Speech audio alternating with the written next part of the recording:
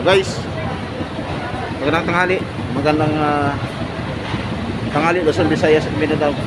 Kung naalala nyo, nung nakaraan may tinulungan din ng OFW nung idinulog natin sa kanyang agency kasi medyo pinahirapan sa labas ng bansa. Pauwi na, nakaschedule na ang kanyang pag-uwi, pero alam nyo guys, yung tulad ng sinabi niya noon na yung kanyang sahod hindi binibigay, kinuha sa kanya ng kanyang employer o yung agency, kinuha ng kanyang agency, hinatid siya doon sa Sakan. So ngayon, nagawa niya lang umuwi hanggang sa ngayon, hindi pa na ibigay ang sahod niya. So ngayon, problema, hinanapan siya ng katibayan ng mga na kanyang kausap sa agency na kailangan may katibayan para ipaglaban nila yung dapat na ibigay sa kanya na naging sahod niya na doon. Eh bakit, ang tanong, bakit sahod niya na kinuha pa sa kanya? Yan ang katanungan mga kaibigan. Kaya nandito ngayon si Marlene, no? Yan po. Marlene, ano nangyari sa'yo sa labas ng bansa? Lagi daw hirap na dinanas mo doon? Wala akong nakuha yung naipon ko pera sa starting nung 4 years o 4 years. 4 years? Yun ho yung kinuha ko yung pera. No? Naipon ko yan, hindi ko yung sahod ko ng mga huling buwan. Ay, ipon mo. Ibig sabihin, pag alis mo sa employer mo, hawak-hawak mo ba o hindi naman? Hindi po, kasi nga ho, i-settle doon sa agency. Ipapaalam na uuwi na ako after 4 years. More than. Actually, hindi mo pala hawak yun. Hindi po. Ay, hindi mo hawak yung pera na yun.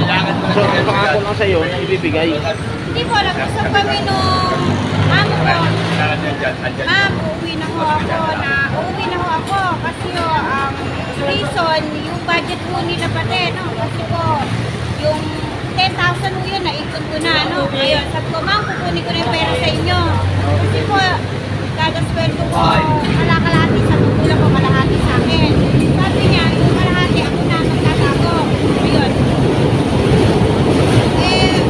Dalawang taon na ho, sabi ko, ma'am, uuwi na ho ako.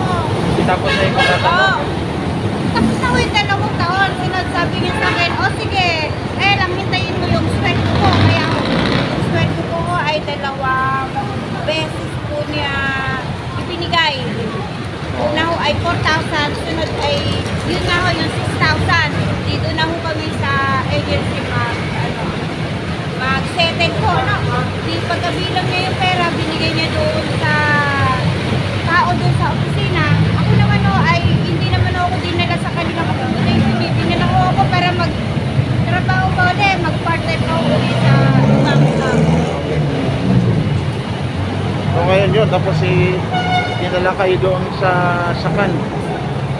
Ay gusto ko na nga, sabi ko sir, ako may ticket na lang October 1, magiging nyo pa ako pinapauwi, ay September 30 na, ang hindi ko sila umiimik, di nagsasalita. Ay yun nga ho, wala pa pala ho akong visa, gagawin pa yung visa, ano ngayon.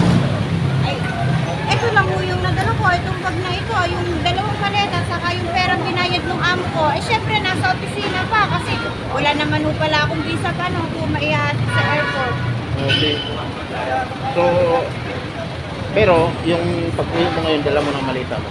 Ay, nakipag-deal ho ako. Sabi ko, sir, hindi pwedeng linggo. Sabado ay nasa Pilipinas na ako. Gusto pa rin ho nila ay linggo dalhin yung bag at maleta. Ngayon po, sabi ko, sir, ganito na lang po yung gawin yung paraan. I-taxi na lang po natin yung bag at ako na po magbabayad ng taxi. Pati yung pera, isend nyo na lang po sa Western Union. Sabi niya, o sige, ipadalay mo yung ID ng nanay mo kasi yun ho yung account ko pag nagpapadala ako ng Pilipinas. Pinadala ko ho, pati address, pinadala ko din. Alam niyo sir, halos pauwi na ako na alas 12 na ng gabi. Hindi pa rin ho dinadala, no? Hanggang sa yung bag na lang ho nadala, no? Ano pa yun, alas 8 ng gabi ho nadala, no? Ang flight ko ay dapat alas 3 na sa airport na ako. So, Yun daw pera ko, wala daw sa kanya, nasa may-ari daw na ang agency. actually, directly to the point, hindi mo pala nahawakan yung sinasabing ipon. Hindi po, kasi ho, ay, hindi ko nga rin alam na wala ko pala ako visa. ngayon, yung pag-uwi mo sana, yung totoo ba na sabi na hinuli ka pa ng gwardiya? Hindi sabi ko nung nung agency ko, ma'am, pauwi na ako, wala pa ko yung pera, no? Oo. At bag, sabi niya, hindi, huwag ka munang umuwi. Iyon yung instruction. Pagdating mo sa airport, sabihin mo, dalhin ka sa Philippine Embassy or kaya sa Polo. Kasi naghanap po ako doon sa airport. Kasama ko pa yung mga kaibigan ko. Sabi ko, sir, meron bang tao rito na pwede magdala sa akin sa Polo or kaya sa Philippine Embassy? Wala rito ganoon. Ano na, kahit po yung police ay hindi naman yung makausap na police na in short, Saudi. mabuti na lamang may kasama ka doon na OFW na talagang para nakatusapan ka para na sa Pilipinas. Ay, nagdadalawang isip na po ako kung ano yung tamang gagawin. Ayoko nga ako talaga umuwi. Wala ko kung kahit single pera lang po.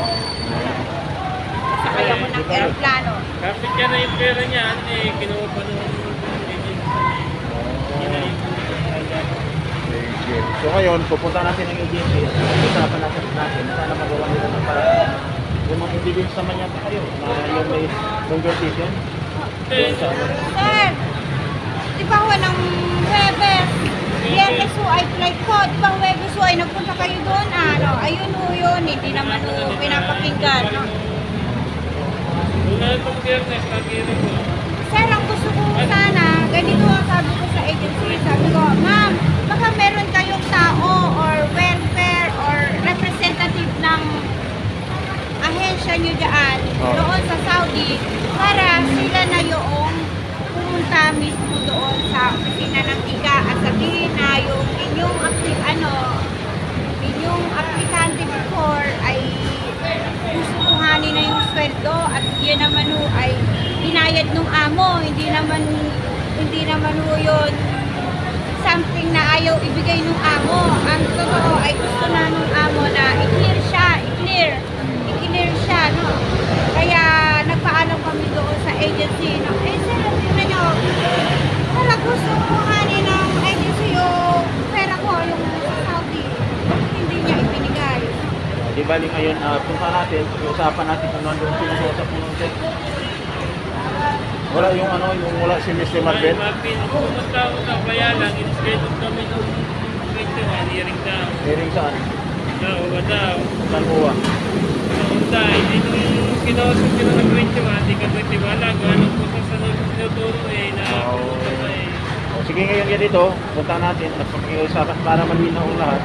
At pag-iusapan mo na, dapat gawin kasi at kayo balik at kayo hahanapan kayo ng tayo na conversation kayo bigay. Okay? So, pupunta natin guys. Punta namin guys at para okay. Punta namin ngayon guys at para magkaroon ng lilaw. Dito sa atin ang problema ni Ma'am Sara, ni Ma'am Marvin Ramos Labillas.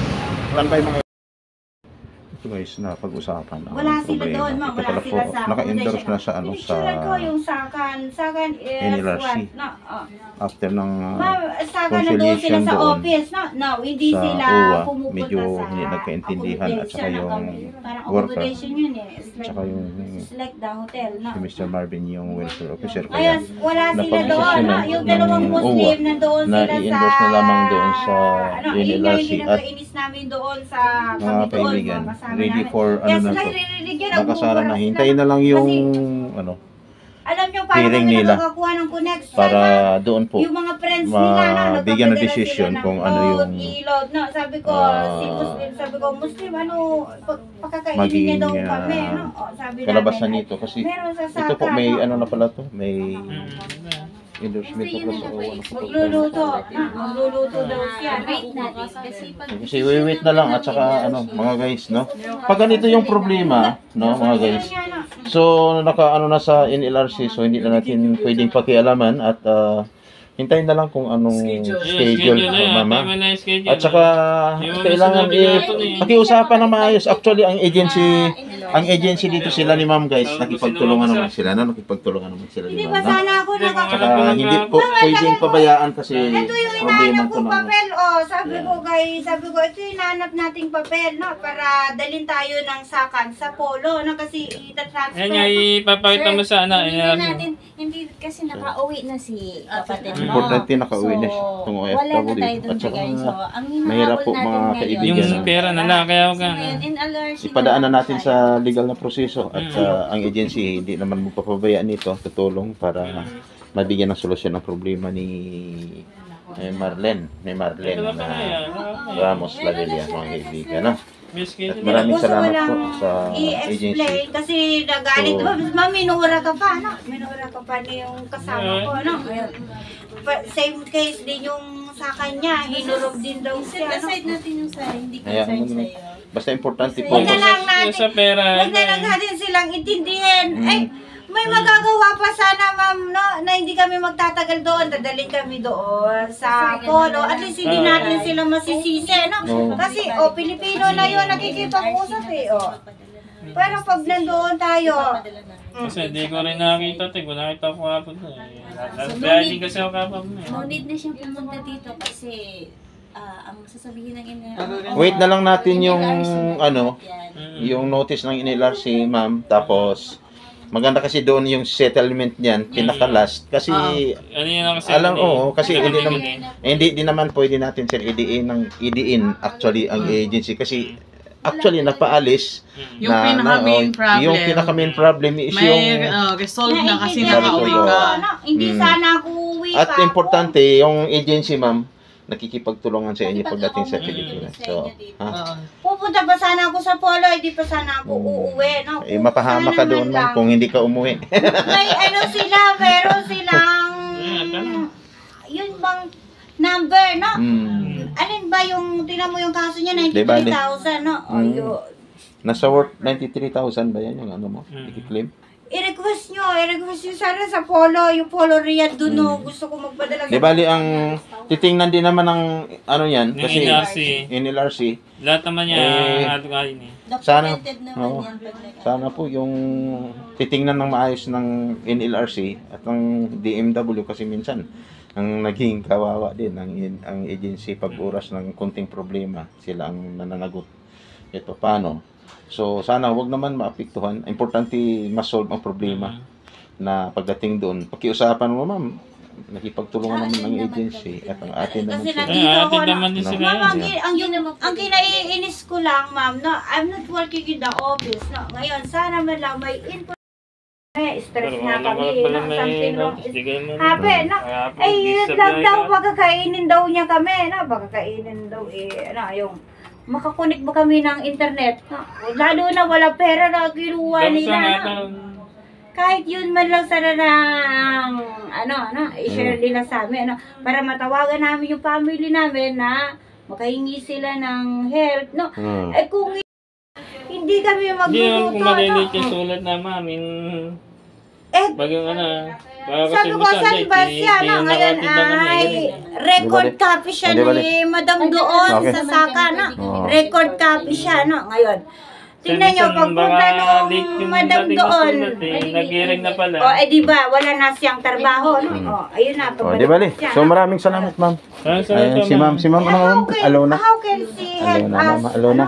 So sige, tutukan nyo na lang yung problema pagdating. Inantay na At maraming salamat si Ma'am Alona, mga guys, at saka yung representative pala ng na, agency. kasi nga, ang sabi ko, sige na, Ayan, nakipagtulungan naman. So, Eh, hintayin na tapos natin yung mga pagdating nalalayo. sa ano, ha? Thank you very much, ma'am. God bless. God kung bless. ano na